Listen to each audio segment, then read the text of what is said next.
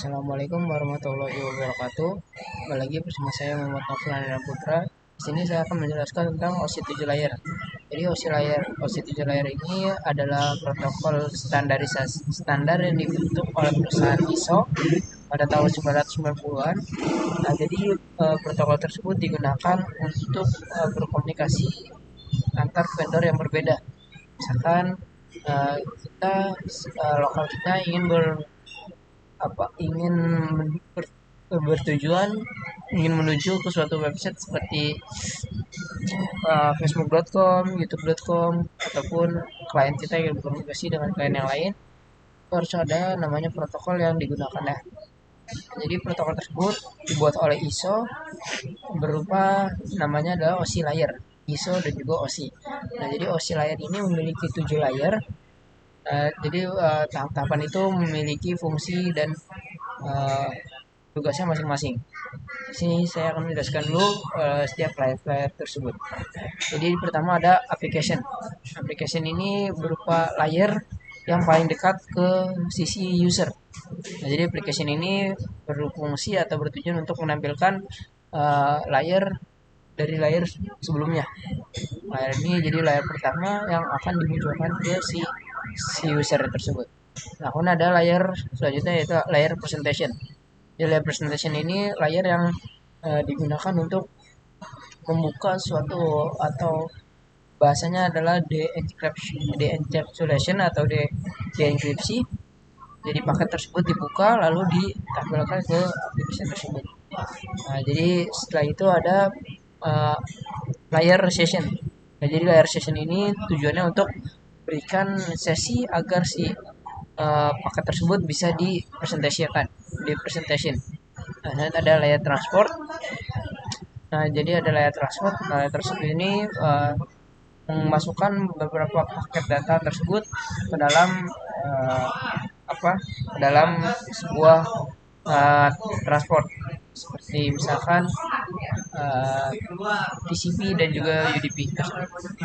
Nah, selanjutnya ada network. Network ini adalah layer 3, biasa disebut dengan IP address karena pada layar tersebut sebuah paket yang akan dikirimkan akan diberikan IP address untuk memberikan penanda kepada paket pada tujuannya. Selanjutnya ada data link layer. Ini layer kedua. Biasanya layer ini akan memberikan MAC address sumber dan juga MAC address tujuan agar bisa tercapai, yaitu seperti MAC address berupa alamat MAC tujuan dan sumbernya akan ditaruhkan ke dalam data link tersebut, layer data link. Selanjutnya ada terakhir layer physical. Nah, physical layer ini adalah layer paling awal berupa fisik, media apa yang digunakan untuk mengirimkan suatu paket tersebut ke dalam ke tujuannya, tujuannya misalkan menggunakan nirkabel ataupun kabel. Opsi nirkabel bisa kan pakai wireless ataupun dan lain-lain. Nah, jadi uh, tahapan tersebut itu sangat cepat dan dibalikan lagi dari physical menuju application ke sisi penerima. Oke, jadi selanjutnya kita akan membahas tentang bagaimana cara kerja OSI 7 layer ini. Jadi pertama ada sisi data, sisi pengirim dan juga ada sisi penerima. Misalkan di sini adalah klien kita, di sini adalah klien B ataupun di sini sebuah website berupa facebook.com ataupun lain-lain. Nah, di sini pertama si klien ini mengetikkan dulu suatu domain ataupun tujuannya, misalkan dia pengen ke facebook.com. Nah, berarti dia mengetikkan kan facebook.com dalam apa Google Chrome atau browser lainnya yang berupa application. Nah, selanjutnya paket tersebut akan dipresentasikan, akan di atau akan dibungkus akan di paket tersebut akan dimasukkan kan, dibungkus, kemudian akan diberikan sesi. Nah, setelah diberikan sesi, di sini akan dirubah dari data menjadi segmen. Ya, dari data menjadi segmen. Dan selanjutnya dari segmen-segmen tersebut akan dikirimkan melalui transport. Dari sini berupa seperti TCP ataupun UDP. Nah, disinilah data tersebut akan dikirimkan, dimasukkan ke dalam sebuah transport seperti TCP ataupun UDP. Nah, selanjutnya setelah itu menuju ke tahapan layer yang ketiga, yaitu network berupa routing ataupun pemberian IP address. Ya, pemberian IP address kemudian routing. Jadi apa si si pengirim si pengirim tersebut misalnya ingin ke Facebook, maka dia ketikkan uh, uh, domain tersebut. Nah, diubah nanti jadi IP si Facebook tersebut itu berapa. Di sini akan terjadi routingan di sini.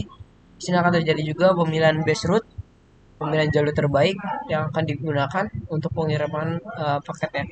Nah, selanjutnya paket tersebut akan uh, diberikan MAC address.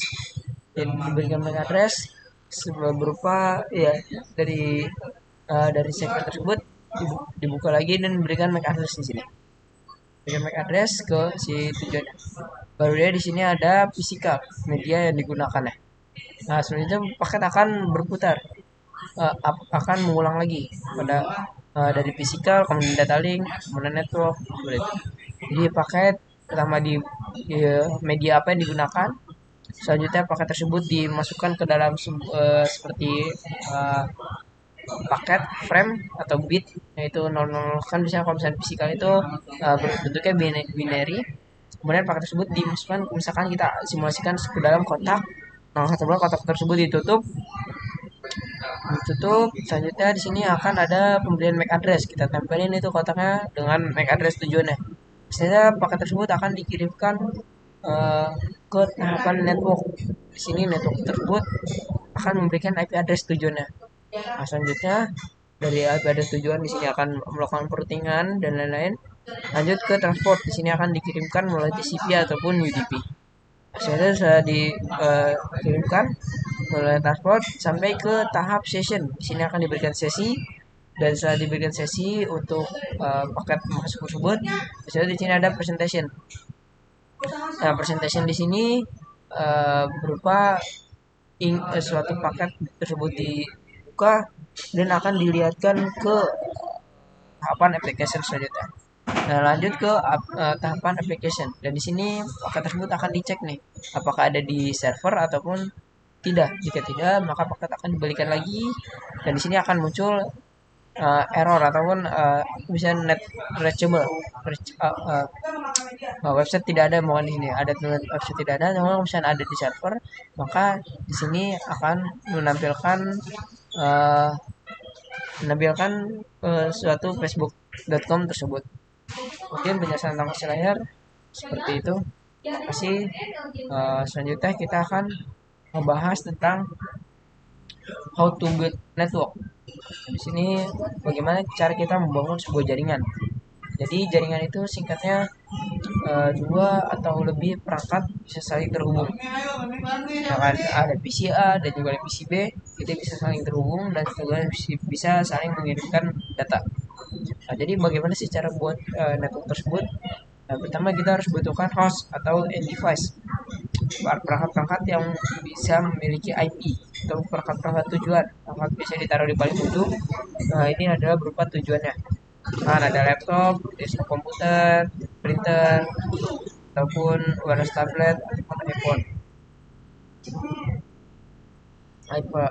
Phone kantor, telepon kantor.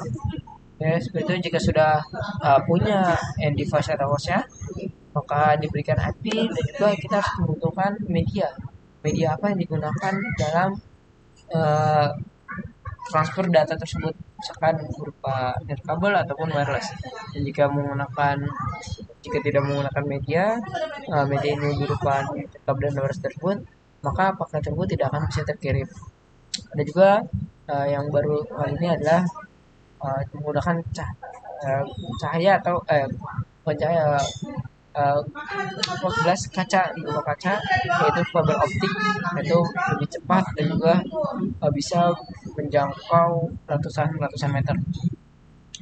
Nah, di sini ada media. Setelah kita punya media, kita harus membutuhkan protokol lah. Nah, seperti itu. Jadi suatu jaringan tersebut bisa terhubung atau bisa terdapat suatu jaringan karena adanya hal tersebut, adanya protokol, adanya host atau tujuannya, dan juga adanya media, dan juga adanya protokol. Nah, di sini protokol tersebut mencakup routing dan lain-lain. Oke, mungkin sekian tentang tanggal 28 ini, tugas tanggal 28, penjelasan tentang layar OSI dan juga how to build network, bagaimana cara membangun jaringan. Terima kasih, saya Muhammad Taufik Ananda Putra. Assalamualaikum warahmatullahi wabarakatuh.